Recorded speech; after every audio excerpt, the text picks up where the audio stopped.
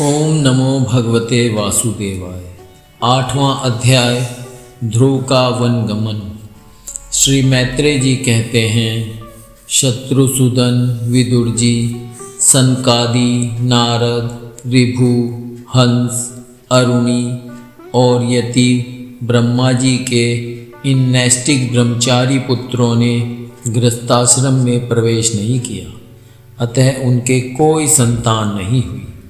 अधर्म भी ब्रह्मा जी का ही पुत्र था। उसकी पत्नी का नाम था मृषा। उसके दंभ नामक पुत्र और माया नाम की कन्या हुई। उन दोनों को निऋषति ने ले लिया, क्योंकि उसके कोई संतान न थी। दंभ और माया से लोभ और निकृति शठता का जन्म हुआ। उनसे क्रोध और हिंसा तथा उनसे कली कलह और उसकी बहन दुरुक्ति गाली उत्पन्न हुई। साधु शिरोमणि फिर दुरुक्ति से कली ने भय और मृत्यु को उत्पन्न किया तथा उन दोनों के संयोग से यातना और निरनरक का जोड़ा उत्पन्न हुआ। निष्पाप विदुर जी, इस प्रकार मैंने संक्षेप से तुम्हें प्रलय का कारण रूप यह अधर्म का वंश सुनाया। यह अधर्म का त्याग कराकर पुण्य संपादन में हेतु बनता है। अतएव इसका वर्णन 3 बार सुनकर मनुष्य अपने मन की मलिनता दूर कर देता है। कुरुनंदन, अब मैं श्रीहरि के अंश ब्रह्मा जी के अंश से उत्पन्न हुए पवित्र कीर्ति महाराज स्वयंभू मनु के पुत्रों के वंश का वर्णन करता हूँ। महारानी शत्रुपा और उनके पति स्वयंभू मनु से प्रियव्रत और उत्तानपाद ये 2 पुत्र हुए। भगवान वासुदेव की कला से उत्पन्न होने के कारण ये दोनों संसार की रक्षा में तत्पर रहते थे। उत्तानपाद के सुनीति और सुरुचि नाम की 2 पत्नियां थीं। उनमें सुरुचि राजा को अधिक प्रिय थी। सुनीति, जिसका पुत्र ध्रुव था, उन्हें वैसी प्रिय नहीं थी। एक दिन राजा उत्तानपाद सुरुचि के पुत्र उत्तम को गोद में बिठाकर प्यार कर रहे थे। उसी समय ध्रुव ने भी गोद में बैठना चाहा, परंतु राजा ने उसका स्वागत नहीं किया। उस समय घमंड से भरी हुई सुरुचि ने अपनी सौत के पुत्र ध्रुव को महाराज की गोद में आने का यत्न करते देख उनके सामने ही उससे डाह भरे शब्दों में कहा, बच्चे, तू राज सिंहासन पर बैठने का अधिकारी नहीं है। तू भी राजा का ही बेटा है। इससे क्या हुआ? तुझको मैंने तो अपनी कोख में नहीं धारण किया। तू अभी नादान है। तुझे पता नहीं है कि तूने किसी दूसरी स्त्री के गर्भ से जन्म लिया है, तभी तो ऐसे दुर्लभ विषय की इच्छा कर रहा है। यदि तुझे राज सिंहासन की इच्छा है तो तपस्या करके परम पुरुष श्री नारायण की आराधना कर और उनकी कृपा से मेरे गर्भ में आकर जन्म ले। श्री मैत्रेय जी कहते हैं, विदुर जी, जिस प्रकार डंडे की चोट खाकर सांप फुफकार मारने लगता है, उसी प्रकार अपनी सौतेली माँ के कठोर वचनों से घायल होकर ध्रुव क्रोध के मारे लंबी लंबी सांसें लेने लगा। उसके पिता चुपचाप यह सब देखते रहे, मुंह से एक शब्द भी नहीं बोले। तब पिता को छोड़कर ध्रुव रोता हुआ अपनी माता के पास आया। उसके दोनों होठ फड़क रहे थे और वह सिसक सिसक कर रो रहा था। सुनीति ने बेटे को गोद में उठा लिया और जब महल के दूसरे लोगों से अपनी सोच सुरुचि की कही हुई बातें सुनी, तब उसे भी बड़ा दुख हुआ। उसका धीरज टूट गया। वह दावानल से जली हुई बेल के समान शोक से संतप्त होकर मुरझा गई और विलाप करने लगी। सौत की बातें याद आने से उसके कमल सरी के नेत्रों में आंसू भर आए। उस बेचारी को अपने दुख पारावार का कहीं अंत ही नहीं दिखाई देता था। उसने गहरी सांस लेकर ध्रुव से कहा, बेटा, तू दूसरों के लिए किसी प्रकार के अमंगल की कामना मत कर। जो मनुष्य दूसरों को दुख देता है उसे स्वयं ही उसका फल भोगना पड़ता है। सुरुचि ने जो कुछ कहा है वह ठीक ही है, क्योंकि महाराज को मुझे पत्नी तो क्या दासी स्वीकार करने में भी लज्जा आती है। तूने मुझ मंदभागिनी के गर्भ से ही जन्म लिया है और मेरे ही दूध से तू पला है। बेटा, सुरुचि ने तेरी सौतेली माँ होने पर भी बात बिल्कुल ठीक कही है। अतः यदि राजकुमार उत्तम के समान राज सिंहासन पर बैठना चाहता है तो द्वेष भाव छोड़कर उसी का पालन कर। बस श्री अधोक्षज भगवान के चरण कमलों की आराधना में लग जा। संसार का पालन करने के लिए सत्वगुण को अंगीकार करने वाले उन श्री हरि के चरणों की आराधना करने से ही तेरे परदादा श्री ब्रह्मा जी को वह सर्वश्रेष्ठ पद प्राप्त हुआ है, जो मन और प्राणों को जीतने वाले मन मुनियों के द्वारा भी वंदनीय है। इसी प्रकार तेरे दादा स्वयंभू मनु ने भी बड़ी बड़ी दक्षिणाओं वाले यज्ञों के द्वारा अनन्य भाव से उन्हीं भगवान की आराधना की थी। तभी उन्हें दूसरों के लिए अति दुर्लभ लौकिक, अलौकिक तथा मोक्ष सुख की प्राप्ति हुई। बेटा, तू भी उन भक्तवत्सल श्री भगवान का ही आश्रय ले। जन्म मृत्यु के चक्र से छूटने की इच्छा करने वाले मुमुक्षु लोग निरंतर उन्हीं के चरण कमलों के मार्ग की खोज किया करते हैं। तू स्वधर्म पालन से पवित्र हुए अपने चित्त में श्री पुरुषोत्तम भगवान को बैठा ले तथा अन्य सबका चिंतन छोड़कर केवल उन्हीं का भजन कर।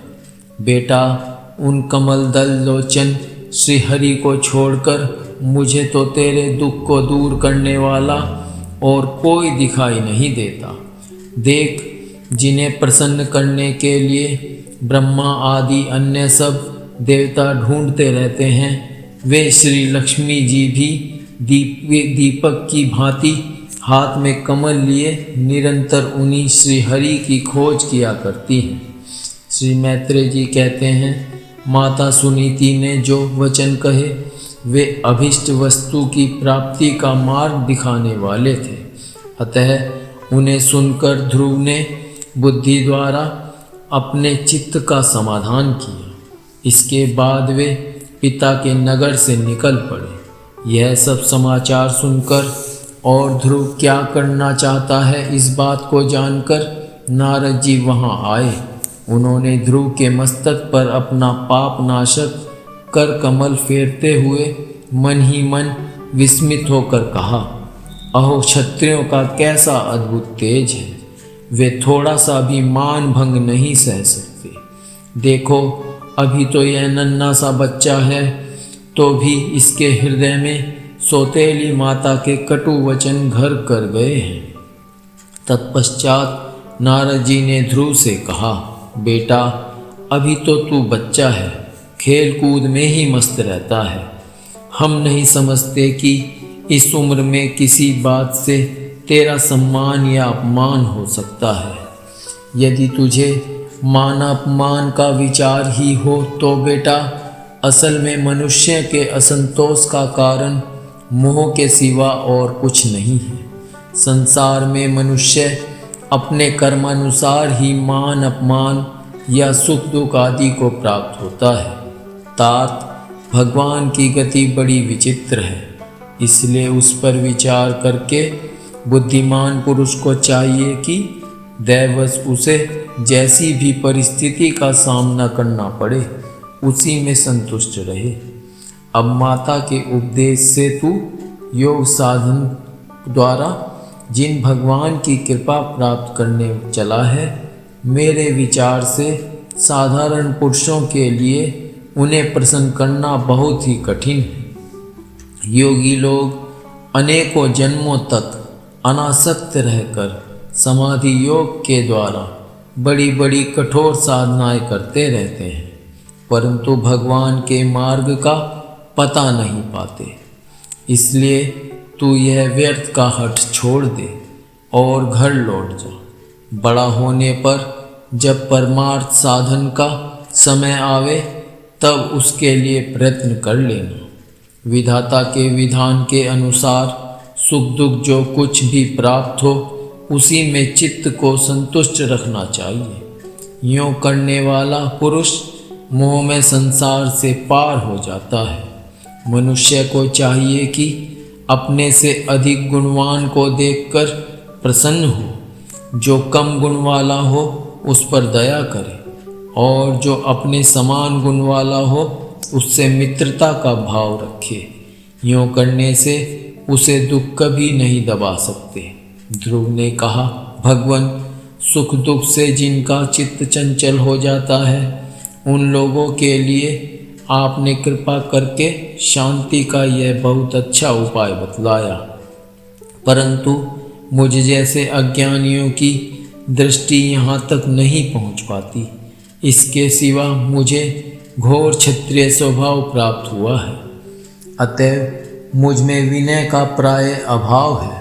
सुरुचि ने अपने कटुवचन रूपी बाणों से मेरे हृदय को विदीर्ण कर डाला है, इसलिए उसमें आपका यह उपदेश नहीं ठहर पाता। ब्राह्मण, मैं उस परम पद पर अधिकार करना चाहता हूँ जो त्रिलोकी में सबसे श्रेष्ठ है तथा जिस पर मेरे बाप दादे और दूसरे कोई भी आरूढ़ नहीं हो सके।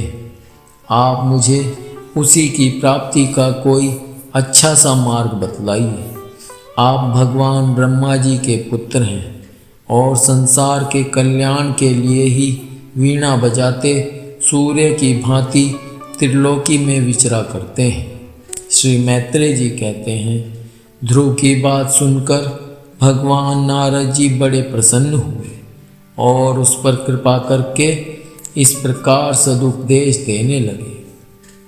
श्री नारद जी ने कहा, बेटा, तेरी माता सुनीति ने तुझे जो कुछ बताया है वही तेरे लिए परम कल्याण का मार्ग है। भगवान वासुदेव ही वह उपाय हैं, इसलिए तू चित्त लगाकर उन्हीं का भजन कर।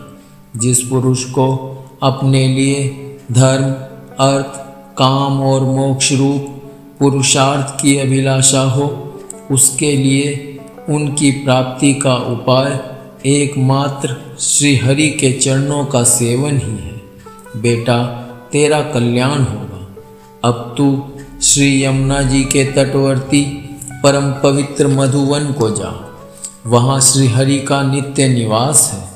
वहाँ श्री कालिंदी के निर्मल जल में तीनों समय स्नान करके नित्य कर्म से निवृत्त हो यथाविधि आसन बिछाकर स्थिर भाव से बैठना। फिर रेचक, पूरक और कुंभक 3 प्रकार के प्राणायाम से धीरे धीरे प्राण, मन और इंद्रिय के दोषों को दूर कर धैर्य युक्त मन से परम गुरु श्री भगवान का इस प्रकार ध्यान करना। भगवान के नेत्र और मुख निरंतर प्रसन्न रहते हैं। उन्हें देखने से ऐसा मालूम होता है कि वे प्रसन्नतापूर्वक भक्त को वर देने के लिए उद्यत हैं। उनकी नासिका, भौहें और कपोल बड़े ही सुहावने हैं। वे सभी देवताओं में परम सुंदर हैं। उनकी तरुण अवस्था है। सभी अंग बड़े सुडौल हैं। लाल लाल होठ और रत्नारे नेत्र हैं। वे प्रण तज्जनों को आश्रय देने वाले, अपार सुखदायक, शरणागत वत्सल और दया के समुद्र हैं। उनके वक्षस्थल में श्रीवत्स का चिन्ह है। उनका शरीर सजल जलधर के समान श्याम वर्ण है। वे परम पुरुष श्याम सुंदर गले में वनमाला धारण किए हुए हैं और उनकी 4 भुजाओं में शंख, चक्र, गदा एवं पद्म सुशोभित है। उनके अंग प्रत्यंग किरीट, कुंडल, केयूर और कंकण आदि आभूषणों से विभूषित है। गला कौस्तुभमणि की भी शोभा बढ़ा रहा है तथा शरीर में रेशमी पीतांबर है। उनके कटी प्रदेश में कांचन की करधनी और चरणों में स्वर्ण में नुपुर पैजनी सुशोभित है।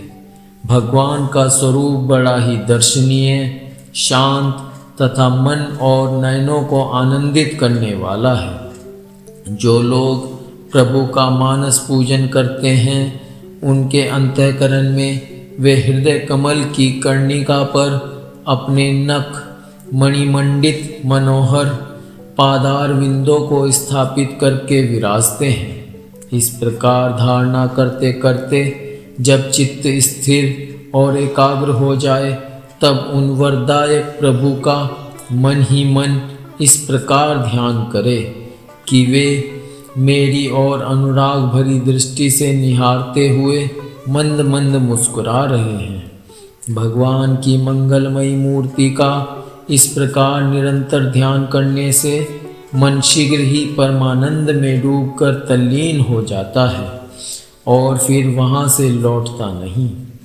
राजकुमार, इस ध्यान के साथ जिस परम गुह मंत्र का जप करना चाहिए वह भी बतलाता हूँ, सुन। इसका 7 रात जप करने से मनुष्य आकाश में विचरने वाले सिद्धियों का दर्शन करने लगता है। वह मंत्र है ओम नमो भगवते वासुदेवाय। किस देश और किस काल में कौन वस्तु उपयोगी है इसका विचार करके बुद्धिमान पुरुष को इस मंत्र के द्वारा तरह तरह की सामग्रियों से भगवान की द्रव्यमयी पूजा करनी चाहिए। प्रभु का पूजन विशुद्ध जल, पुष्पमाला, जंगली मूल और फलादि पूजा में विहित दुर्वादि अंकुर, वन में ही प्राप्त होने वाले वल्कल वस्त्र और उनकी प्रेसी तुलसी से करना चाहिए। यदि शिला आदि की मूर्ति मिल सके तो उसमें, नहीं तो पृथ्वी या जल आदि में ही भगवान की पूजा करे। सर्वदा संयत चित्त, मननशील, शांत और मौन रहे तथा जंगली फल फूल आदि का परिमित आहार करे। इसके सिवा पुण्य कीर्ति श्रीहरि अपनी अनिर्वचनीय माया के द्वारा अपनी ही इच्छा से अवतार लेकर जो जो मनोहर चरित्र करने वाले हैं उनका मन ही मन चिंतन करता रहे।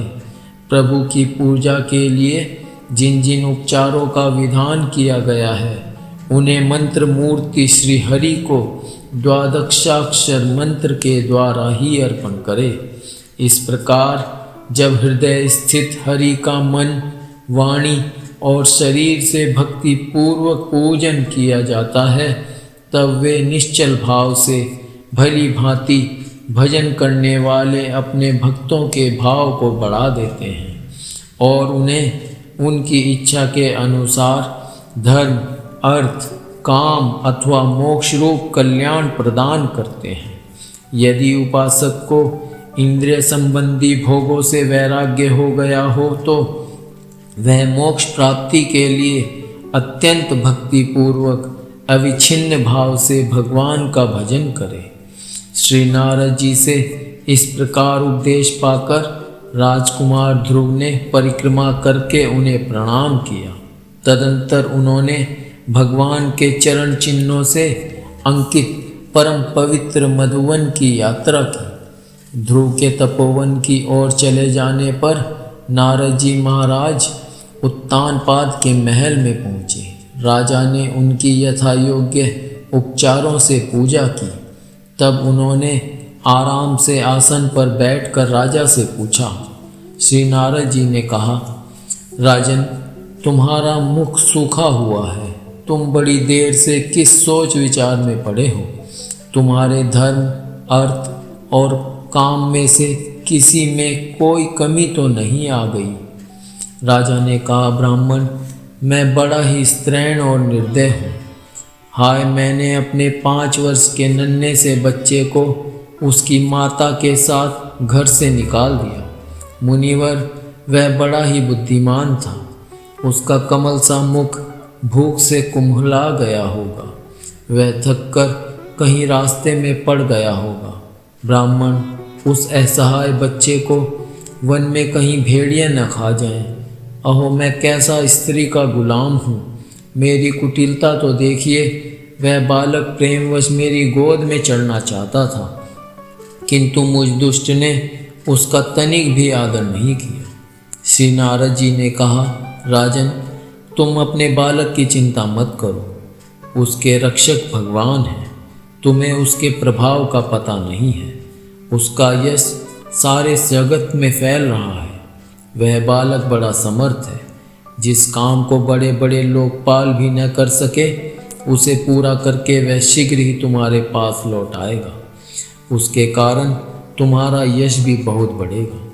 श्री मैत्रेय जी कहते हैं, देव ऋषि नारद जी की बात सुनकर महाराज उत्तानपाद राजपाट की ओर से उदासीन होकर निरंतर पुत्र की ही चिंता में रहने लगे। इधर ध्रुव जी ने मधुवन में पहुंचकर यमुना जी में स्नान किया और उस रात पवित्रता पूर्वक उपवास करके श्री नारद जी के उपदेशानुसार एकाग्र चित्त से परम पुरुष श्री नारायण की उपासना आरंभ कर दी। उन्होंने 3-3 रात्रि के अंतर से शरीर निर्वाह के लिए केवल कैत और बेर के फल खाकर श्री हरि की उपासना करते हुए 1 मास व्यतीत किया।